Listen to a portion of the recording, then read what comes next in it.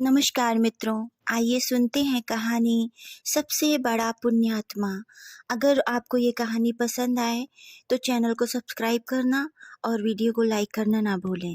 तो आइए सुनते हैं कहानी सबसे बड़ा पुण्यात्मा।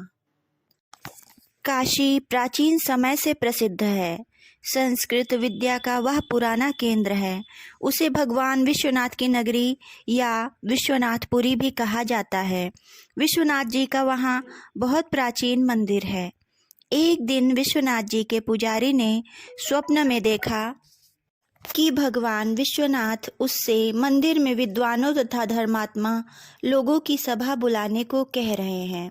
पुजारी ने दूसरे दिन सवेरे ही सारे नगर में इसकी घोषणा करवा दी। काशी के सभी विद्वान, साधु और दूसरे पुण्यात्मा दानी लोग भी गंगा जी में स्नान करके मंदिर में आए। सबने विश्वनाथ जी को जल चढ़ाया, प्रदक्षिणा की और सभा मंडप में तथा बाहर खड़े हो गए। उस दिन मंदिर में बहुत भीड़ थी। सबके आ जाने पर पुजारी जी ने सबसे अपना स्वप्न बताया। सब लोग हर हर महादेव की ध्वनि करके शंकर जी की प्रार्थना करने लगे।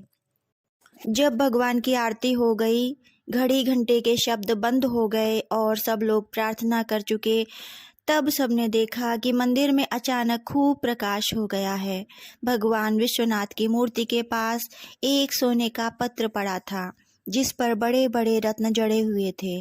उन रत्नों की चमक से ही मंदिर में प्रकाश हो रहा था। पुजारी जी ने वह रत्न जड़ित स्वर्ण पत्र उठा लिया। उस पर हीरो के अक्षरों में लिखा था, सबसे बड़े दयालु और पुण्यात्मा के लिए यह विश्वनाथ जी का उपहार है। पुजारी बड़े त्यागी और सच्चे भगवत भक्त थे। उन्होंने वह पत्र उठाकर सबको दिखाया। वे बोले, प्रत्येक सोमवार को यहाँ विद्वानों की सभा होगी। जो सबसे बड़ा पुण्यात्मा और दयालु अपने को सिद्ध कर देगा, उसे यह स्वर्ण पत्र दिया जाएगा। देश में चारों ओर यह समाचार फैल गया। दूर दूर से तपस्वी, त्यागी, व्रत करने वाले, दान करने वाले लोग काशी आने लगे। एक ब्राह्मण ने कई महीने लगातार चंद्रायण व्रत किया था। वे उस स्वर्ण पत्र को लेने आए, लेकिन जब स्वर्ण पत्र उन्हें दिया गया, उनके हाथ में जाते ही वह मिट्टी का हो गया। उसकी ज्योति नष्ट हो गई। लज्जित होकर उन्होंने स्वर्ण पत्र लौटा दिया। पुजारी के हाथ में जाते ही वह फिर सोने का हो गया और उसके रत्न चमकने लगे। एक बाबूजी ने बहुत से विद्यालय बनवाए थे, कई स्थानों पर सेवाश्रम चलाते थे। दान करते करते उन्होंने अपना लगभग सारा धन खर्च कर दिया था। बहुत सी संस्थाओं को वे सदा दान देते थे। अखबारों में उनका नाम छपता था। वे भी स्वर्ण पत्र लेने आए, किंतु उनके हाथ में जाकर भी वह मिट्टी का हो गया। पुजारी जी ने उनसे कहा, आप पद, मान या यश के लोभ से दान करते जान पड़ते हैं। नाम की इच्छा से होने वाला दान सच्चा दान नहीं है। इसी प्रकार बहुत से लोग आए, किंतु कोई भी स्वर्ण पत्र को पा नहीं सका। सबके हाथों में पहुंचकर वह मिट्टी का हो जाता था।